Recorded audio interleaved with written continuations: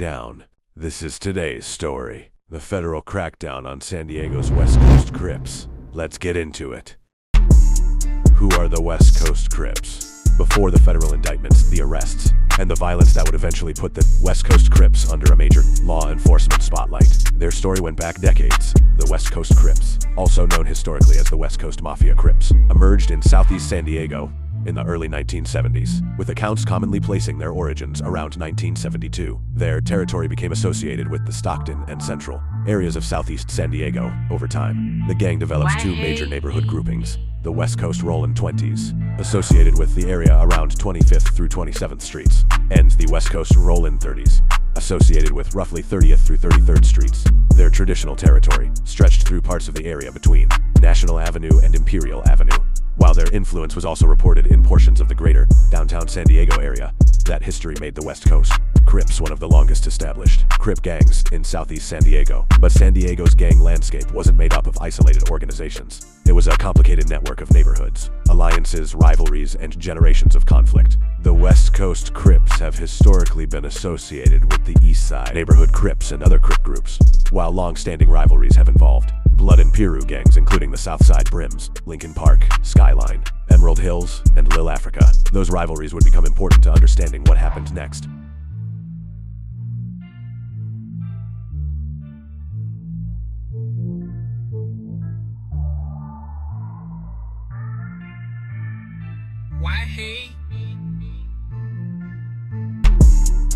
The Three Babies. As investigators dug deeper into the West Coast Crips, prosecutors focused on a younger clique they referred to as the T3Bs. Three names became central to one of the most serious allegations in the case: Marcus Missile Foreman, Wilbert Soy Blue Ross, Terry Saby Carey Hollins. According to federal prosecutors, members of this clique were connected to a retaliatory killing that followed a carjacking. And this is where the story stops being about gang structure, territories, and alliances. Now it becomes about one specific chain of events. Prosecutors allege that a Hispanic gang member had been involved in the carjacking of someone associated with the West Coast Crips. What followed, according to the complaint, was not treated as a random street encounter. Investigators described it as retaliation, a response to what members allegedly viewed as disrespect against their group. The victim was Andres Caldera. According to the federal complaint, one West Coast Crip member approached Caldera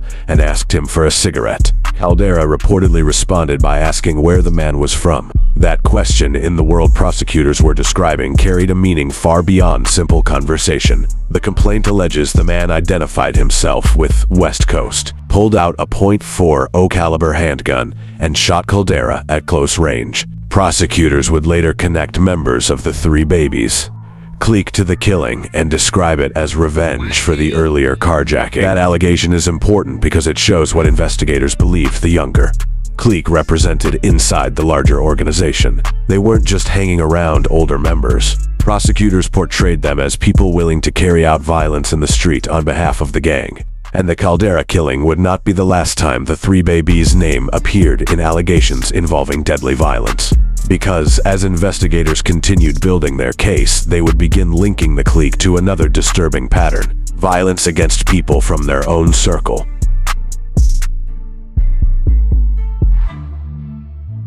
The killing of Andres Caldera.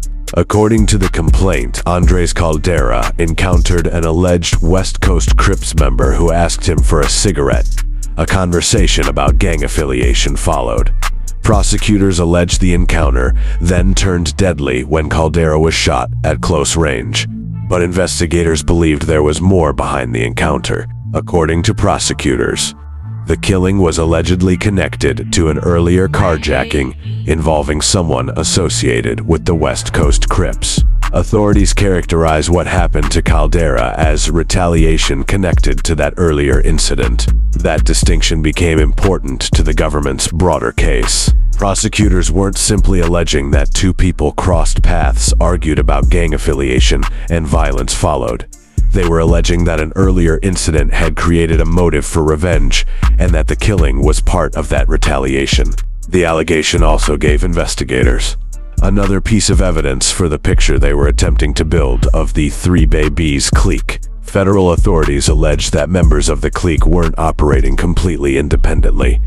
Instead, prosecutors sought to connect individual acts of violence to the interests, reputation, and conflicts of the larger gang.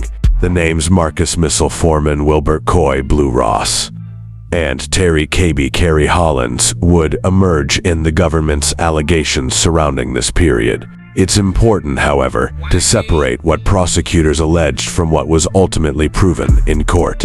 An indictment or criminal complaint represents the government's accusations. It is not itself proof of guilt, and the Caldera case was only one part of the violence described by federal authorities. As investigators continued examining the West Coast Crips, some of the next allegations were even more revealing because the violence prosecutors described wasn't always directed at rival gangs. The drug operation. By this point, the federal investigation had grown into something much bigger than authorities targeting individual gang members. 19 suspects were arraigned in federal court, facing allegations that included conspiracy to distribute methamphetamine and firearm offenses connected to drug trafficking. According to prosecutors, methamphetamine was one of the major pieces of the alleged operation. And the way authorities described it, this wasn't simply somebody standing on a corner selling drugs. Investigators alleged there was a distribution network. Methamphetamine would move through that network, eventually reaching street-level sellers and customers. The drugs generated money, and prosecutors argued that this activity helped support the larger alleged gang structure. So think about it like a chain. Methamphetamine comes in. The drugs move through the distribution network. Street-level dealers make the sales. Money flows back through the operation. And according to authorities, different people could play different roles along the way.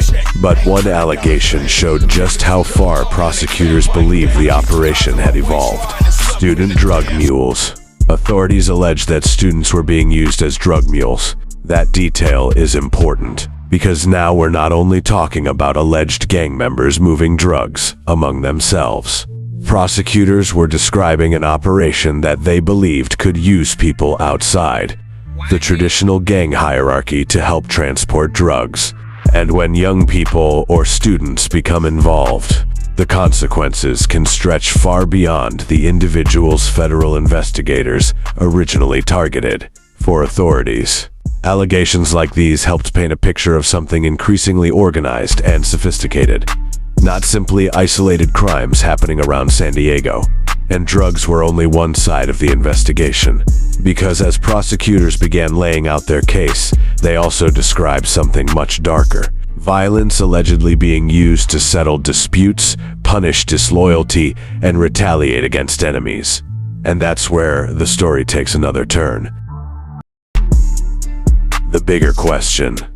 But this is where I want to go a little deeper, because the biggest part of this story isn't just 55 alleged gang members and associates being targeted. It's what happens before somebody's name ever ends up in a federal indictment. Remember what prosecutors said about the hierarchy. You had the O's at the top, the homies underneath them, and then you had the youngest and newest members, the ones authorities referred to as the babies.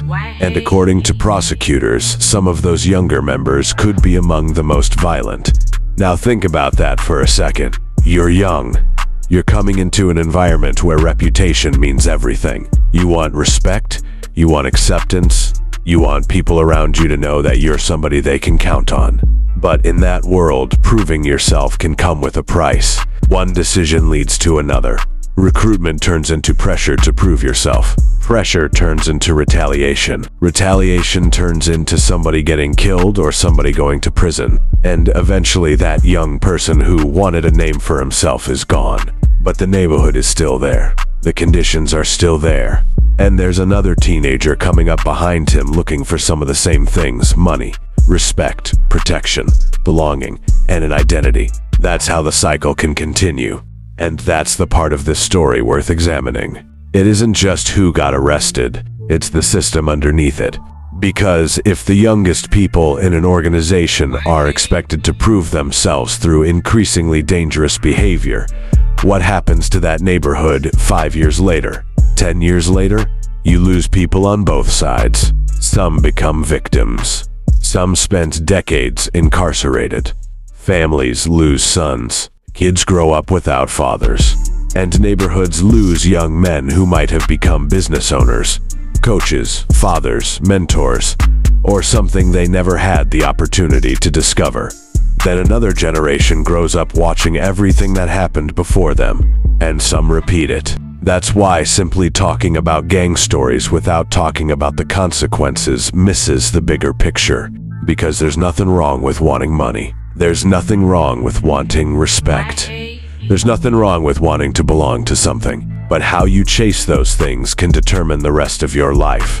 A reputation might feel important when you're young, but eventually you have to ask yourself, what is that reputation actually building? Because the goal shouldn't be becoming the next person in the cycle.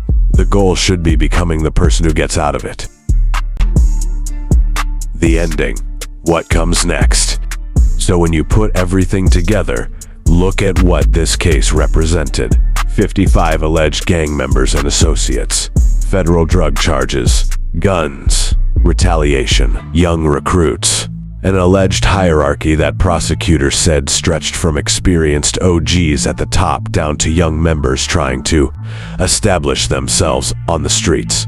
What prosecutors described wasn't simply a collection of individual crimes. It was an alleged organization shaped across generations of street politics. And eventually law enforcement came down on it. People were arrested. Cases went federal. Some people would potentially lose years of their freedom. But there's something an indictment can't solve by itself. What happens to the next generation? Because you can arrest an OG. You can dismantle a drug operation. You can take guns and drugs off the street. But if another 14, 15, or 16-year-old kid is standing in the same neighborhood tomorrow looking for money, protection, respect, family, or somewhere to belong, their cycle has an opportunity to start all over again. That's the bigger question this story leaves behind. What keeps producing the next generation willing to take their place? And more importantly, how do we stop young men from believing this is their only path in the first place? Because there's another side of the story that doesn't get talked about enough. You can come from the neighborhood without letting the neighborhood decide where you end up. You can change direction. You can get your life together. You can build something legitimate. And you can become an example for the people coming behind you instead of another name they hear about after you're gone. That's what this channel is really about. We're going to tell these stories. We're going to talk about the streets. We're going to talk about the mistakes. But we're also going to talk about what comes after them. Because your environment might influence your beginning. It doesn't have to write your ending. If you got something from this documentary, subscribe to the channel. We've got a lot more stories to tell. I'll catch y'all in the next one.